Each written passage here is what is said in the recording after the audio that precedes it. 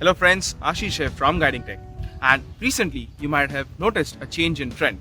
We no longer carry these big cameras with us, and all we need is our Android devices to shoot the photo around us. Now, when it comes to camera, it's very easy to tackle these kind of things because you have zoom, you have so many modes, and you have so many options to choose from.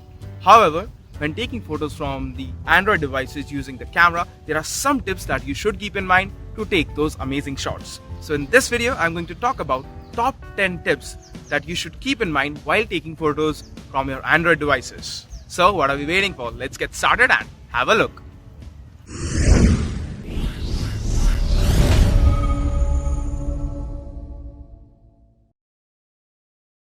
So let's start with a simple one, that is cleaning your camera lens.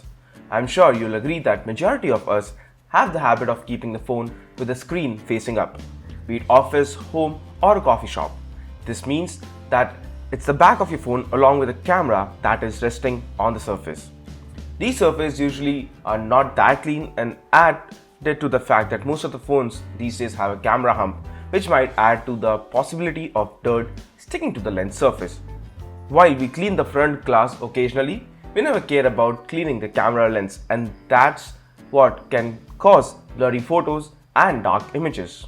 So first and foremost, make sure that you inculcate the habit of cleaning the camera lens frequently. Using the quick launch option for the camera is the tip number 2, because sometimes a photo is all about the timing, and even a second's delay can mean that you have lost the moment forever. Traditionally, on a phone, there's a power button, lock screen that you'll have to go through before launching the camera app. That again will take its own sweet time to initialize. However, many phones like Motorola, Samsung and even the OnePlus 3 have the feature of quickly launching the camera using some hand gestures or the hardware button. Moreover, you also have a camera shortcut on the lock screen that you can use to save time when you need to snap photos. Tip number 3 is about exploring the camera settings.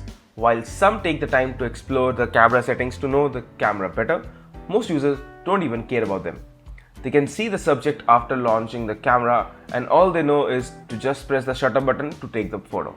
However, if you go through the settings of your camera, you will know how helpful it can be. There are so many features, shooting mode and settings that there are that can help you out to take amazing photos. Tip number 4 is about filters, and while no one tell you this, but using the filter while taking photos is not that good an idea. If you think about it, it's just software processing and it's something that you can do even after taking the photos. Using a lot of free apps available using the Play Store, it can be done on a better scale. So now, moving on to what's wrong in using them. Well, first of all, it takes time for the camera to process these photos, especially in low lighting condition, and often result in blurs. Also, why to lock yourself with just one filter when you can get a plethora of effects later on? You can always use different apps, as I already mentioned, to get them.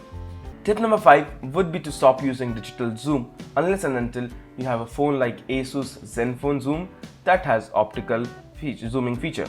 When you're using digital zoom on the camera, you're basically just cropping the view and stretching it to fit the viewfinder. This is the reason you will not get that crispiness in digitally zoomed photos. Instead, you can use the phone's internal editor or even a computer to crop the photos as per your liking and then upload. The advantage is that you will have the full image that can be cropped and shared. You'll also know how much you're losing on the quality and there's a chance of reverting back.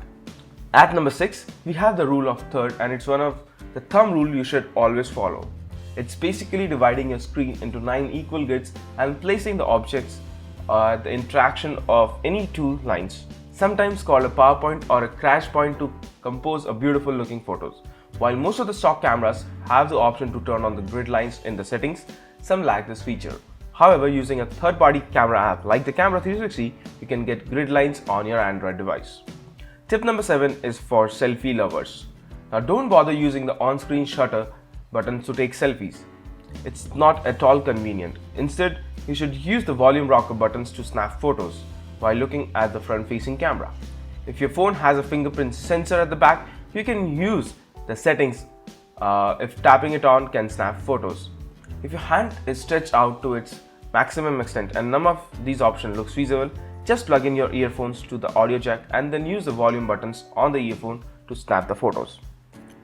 Tip number 8 would be to use the monopods or the tripods. Phones these days have optical image stabilization feature, but only on pen and paper. In real life, you still don't quite get the quality of the videos that you're looking for.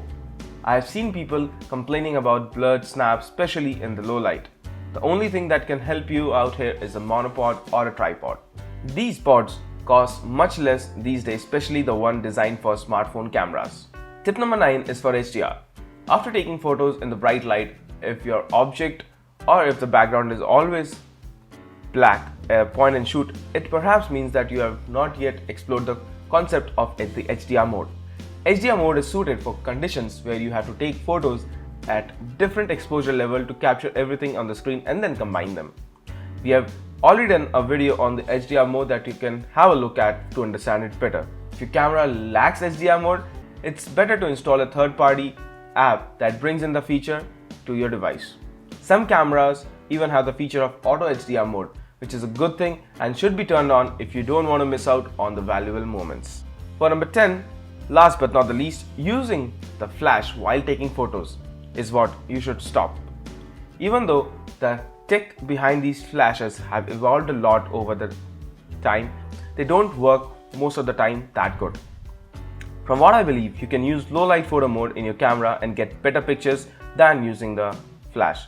It's better to settle with a low light photo than a photo with black flash, especially counting the red eye or unintentionally lit photo that comes at an added package with these pics. So friends, those were the top 10 camera tips that all the Android users should follow to get amazing photos right from their smartphone. If you have any additional tips that you want to share with our viewers, please do mention them in the comment section. And now the most important part, please don't forget to subscribe to the Guiding Tech channel on YouTube, and also do follow us on our social pages like Facebook, Instagram. I'll provide you the links in the description of this video. So that's all for today. I hope to see you in my next videos. Until then, take care and have a wonderful day.